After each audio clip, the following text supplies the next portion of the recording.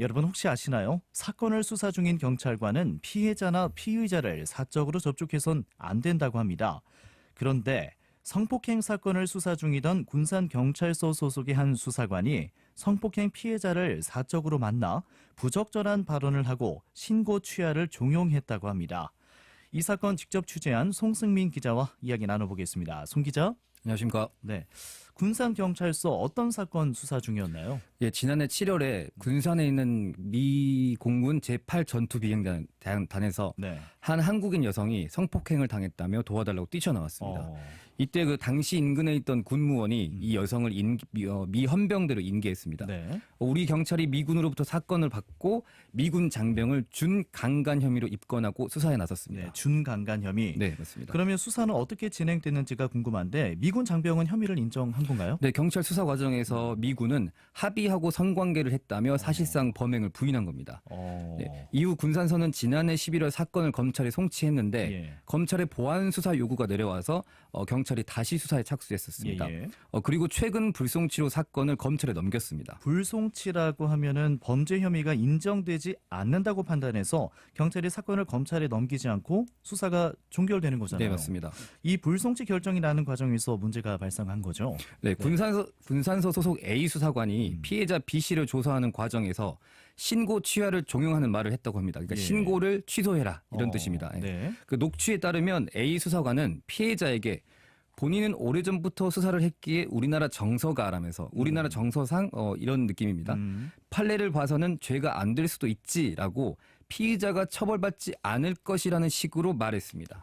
피해자가 담당 수사관에게 피의자가 처벌받지 않을 것이라는 식의 말을 들으면 수사기관에 대한 신뢰도가 상당히 떨어지겠는데요? 그렇죠. 신고를 했는데 네. 피의자가 처벌받지 않겠다라는 말이니까요. 예. 굉장히 신뢰도가 떨어지겠죠. 예, 예. 피해자는 A 수사관의 말을 듣고 한국 경찰이 수사를 제대로 해주지 않는 것 같다라고 생각을 해서 네. 미군의 조사를 받기 위해 신고를 취하했습니다. 네. 그런데 이제 변호인이 그 취소를 해서는 안 된다라고 해서 그 뜻을 듣고 취하를 다시 철회했습니다. 예, 네, 예. 맞습니다. 이에 피해자 측은 신고 취하를 종용하여 예. 피해자가 사건 처리를 원치 않는 것으로 보이도록 했다. A 수사관이 이렇게 보이도록 했다라고 예. 하면서 제대로 된 수사 없이 불송치 결정이 나게 된 빌미를 제공했다고 주장하고 있습니다. 그렇군요. 신고 취하 종용 의혹은 여기까지고 네, 맞습니다. 성폭행 피해자에게 부적절한 발언을 했다는 의혹은 뭐예요? 예, 담당 수사관이 그 지난 5월 3일 피해자를 군산경찰서에서 조사를 마치고 나와서 네. 사적으로 밥을 먹었습니다. 네. 그런데 이 자리에서 그는 아버지 뻘이지 딸 같기도 하고라며 나이를 먹어가면 욕망은 좀 수그러들지만 욕망은 그대로 있다고 하더라도 자신감은 좀 떨어져요라고 말했습니다. 그러니까 수사관이 피해자에게 그래서 본인의 밥을 이야기를 먹는 과정에서 네. 이런 얘기를 했습니다. 어. 또 남자는 70%가 외도를 꿈꾸고 있다. 나머지 30%는 외도 중이다.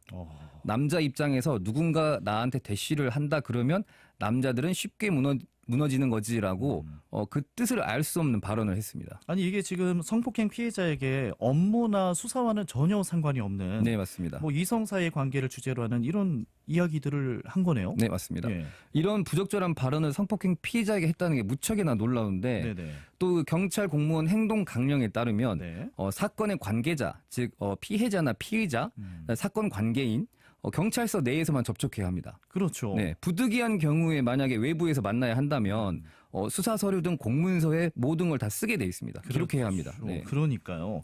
그러면 이 A 수사관은 경찰 공무원 행동 강령도 어긴 거네요. 네, 맞습니다. 그럼 수사관의 반론은 뭔가요? 네, 제가 직접 전화를 해봤는데 네. A 수사관은 아버지 뻘 입장에서 남자들을 조심하라는 뜻으로 한 말이라면서 네. 피해자가 대화를 왜곡해서 전달하고 있다고 답했습니다. 또 그는 신고 취하를 종용했다는 부분에 대해서는 네네. 준강간은 친고죄, 친히 고소가 있어야 처벌되는 죄도 아니고 네. 반의사 불벌죄, 처벌을 원하지 않는데 불벌하는 것도 아니다라며 신고 취하서를 받을 이유가 없다고도 설명했습니다.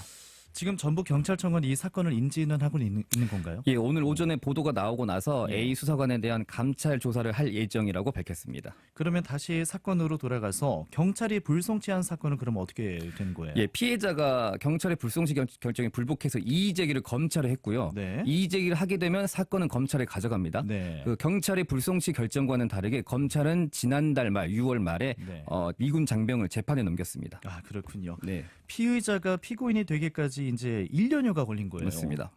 네, 송 기자, 미군 장병에 대한 재판도 계속해서 좀 취재해 주시기를 부탁드리겠고요. 자, 오늘 고생하셨습니다. 감사합니다.